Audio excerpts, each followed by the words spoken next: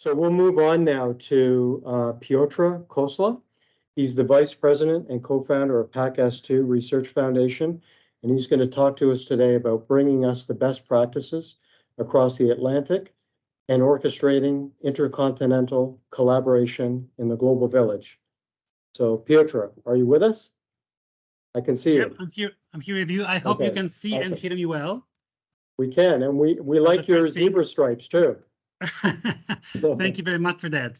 You know, I put up a little bit of the show in the company today, so I'm glad you liked it. You like it. So basically, I'm dialing in all the way from Europe, from Poland. So that's kind of the thing to start. And I wanted to thank you very much for having me here today with you. And I'm honored to to join the Rare Disease Day together with you and together with people like Amber, Michelle that have just already presented their journey. So I will start with sharing my presentation, and I hope everything will work properly. Yes, we can. So, okay, perfect. So basically, I'm here today to talk to you about a couple of things. So first of all, I want to tell you who we are and where we are from, because like I said at the very beginning, I'm dialing in all the way from Europe, from Poland. Then I wanted to tell you a story of Lena, my daughter, in a nutshell. And I also want to tell you how we moved the needle in the first 12 months. So we are basically still at the beginning of our let's say our journey, and then what we have learned in the first 12 months. But before going there, I also wanted to share you a quick movie. I hope it will work. We will also go to the YouTube, like in the with Michelle. And this is a bit outdated, so it's from 3 months ago. So like all the partners here are not yet updated. So sorry for that, but the content stays the same. So let's see if it works.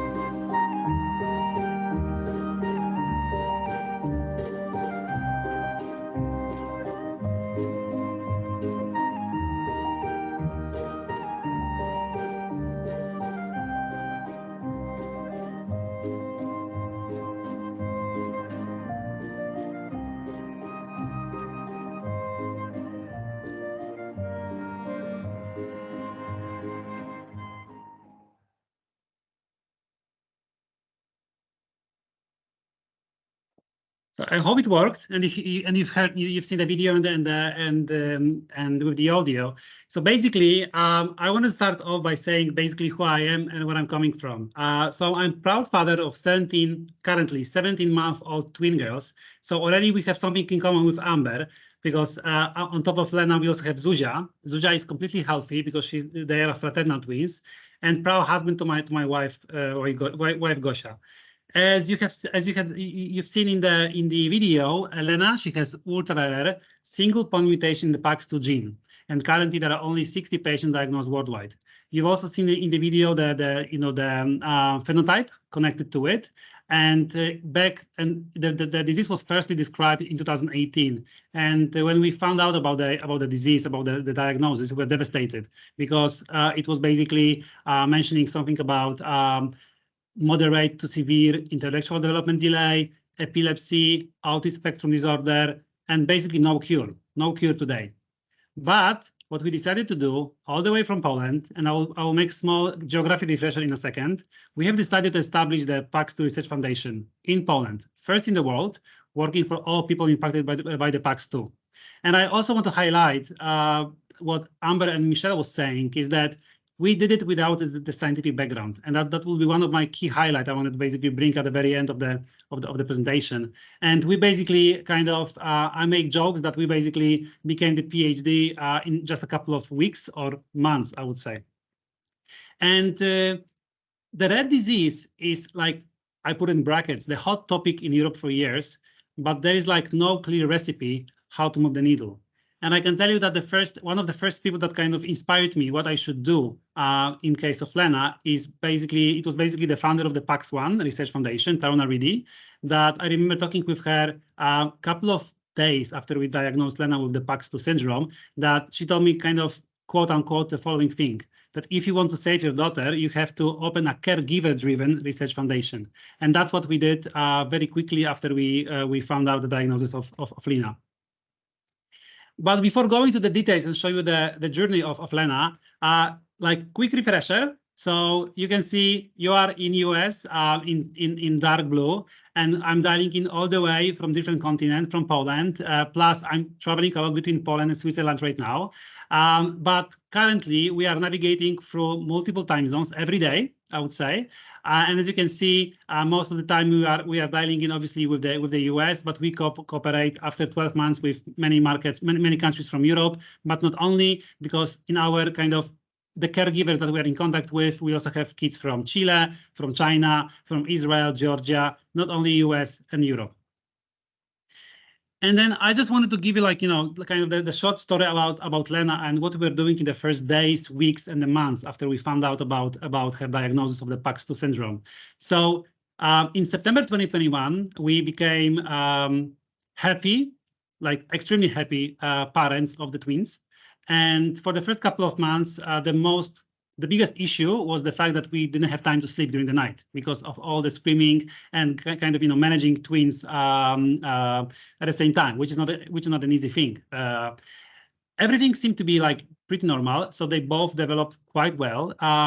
Like Lena, she had lower muscle tone, Zuzia had higher muscle tone, but it was basically explained by the fact that they were twins. But then on the Christmas Eve, on December 26, 2021, the first seizure attack came. And then in the next 48 hours, Lena had another 30 of them. We were super lucky that we have basically were taken into the care of great doctors that guide us very quickly to basically try to find the reason, the reason driving the diseases and overall Lena's situation. And very quickly we have found out that that on the Valentine's Day, in the February 14th, she has the PACS2. So I know that on average it takes 6 to 8 years to diagnose rare disease. In our case, we were pretty lucky that we've managed, thanks to the whole exome sequencing, to find out about 6 weeks later that she has PACS2. And like I think that people they take time to grieve. Some do it like very, very quickly. Some take years, some months. But we basically, at the same time, we're grieving. And I remember the time that, together with my wife, we're not basically talking to each other for the first 24 hours because we didn't know like what to do with the situation. But at the same time, we always had this entrepreneurial spirit. So we decided to act straight away.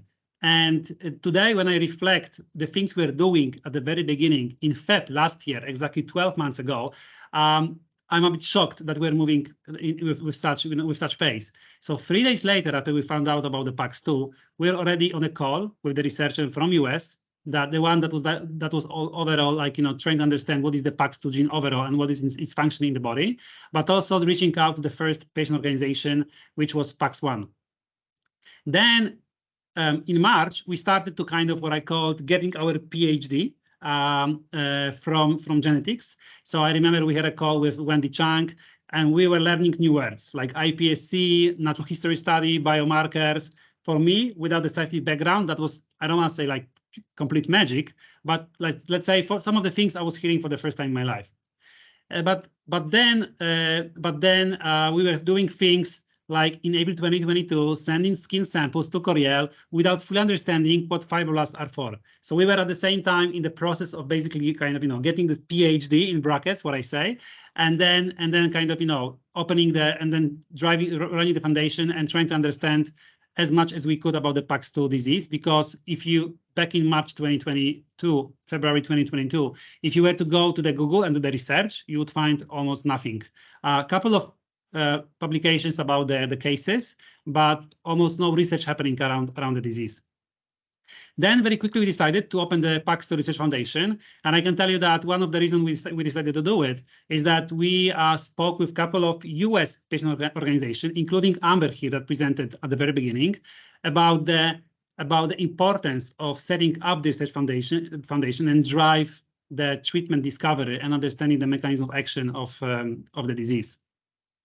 And also, I also remember that at the point that during the summertime, I remember the time that at this time in July, already knew what is iPSC. And I'm looking at Nhan Wei and the rest of the IXL team. I remember quite well how we were sending the blood all the way from Poland to San Diego so that we can create the iPSC line so that we can, we can proceed with further research. And now we are here today, 12 months later. And today we have a couple of assets available. We started a couple of pathways to find treatment. We are thinking about creating the humanized mouse model out of the non-humanized mouse model, and the process has already started as well. We initiated the basic research to understand PACS2 mechanism of action, and we are already thinking about the natural history study. And we just submitted the grant application to the European Union. So we have done it, all of it we've done in just 12 months. And I think to the point that Amber was saying at the very beginning, is that caregivers, they push the boundaries, they push the limits. Being a parent with the rare disease child is giving you such amount of motivation that sometimes you can feel you can move the mountains and literally move the mountains. And I'm not going to go through this slide in details, but I just wanted to show you a couple of things what kind of caregivers could do in the area of the rare diseases. The red line is basically the time when we have established the foundation. So you can see the left side of the graph. There was something happening around the PACS2 syndrome, but not very much. On the right-hand side, you can see most of the things that were initiated, finished, or basically they're about to start because of the work we are doing as the research foundation, and because of this power coming out from the caregivers and people around us.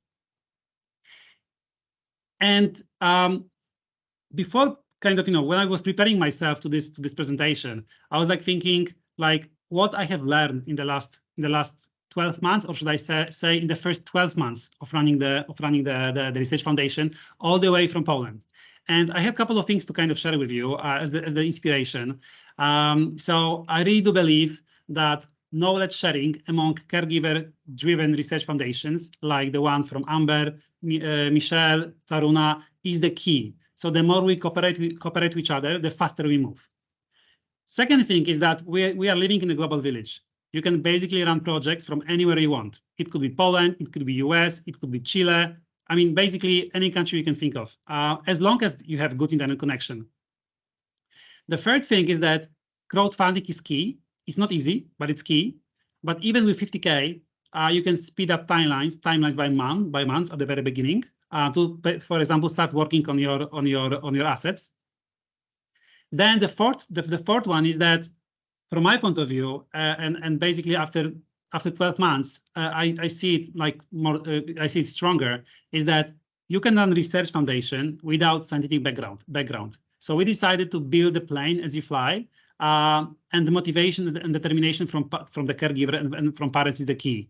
However, joking a little bit, you should make sure that you get this scientific board sooner than later, so that you have people with actual PhD advising you and basically helping you to guide through the through the journey. And we are lucky to have amazing scientific board and amazing advisors that are helping us to understand the details of the scientific world every day, basically. And we call them evenings, weekends. They are there for us to help us advance the whole development of the treatment for the PACS2 disease.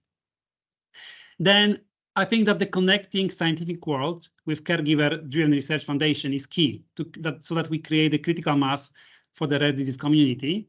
And last but not least, one of the things I keep saying to right now, other research foundations that are reaching out to us to get some motivation, to get some inspiration. What I used to say is that first thing you gotta do, you have to get your assets reagent as soon as possible, and don't waste time. And one of the interesting and funny story I can share with you is that, like, yes, you can ship blood via FedEx all the way from Poland to San Diego to IXLs to generate these iPSCs. Sometimes you gotta ship it twice because unfortunately parcels do get stuck on the customs and anywhere in the world, but you shouldn't give up. And then sometimes the mouse model are closer than you expect. So I wanted to tell you an interesting story that I'm coming from Poland, and then we found out at some point that the mouse model for the PACS2, the non-humanized one, was actually created in Czech Republic. And to give you the idea from the geographic point of view, Czech Republic has the border with Poland. So basically the mouse model was out there being created kind of some time ago, a couple of hundreds kilometers away from our hometown. And with that, I also wanted to tell you big thanks for kind of inviting us here, and also to allowing me to join your Rare Disease Day and to share a couple of best practices all the way from Europe, and to tell you that like we're really inspired by what is happening in the US and the movement around the rare disease in the rare disease community.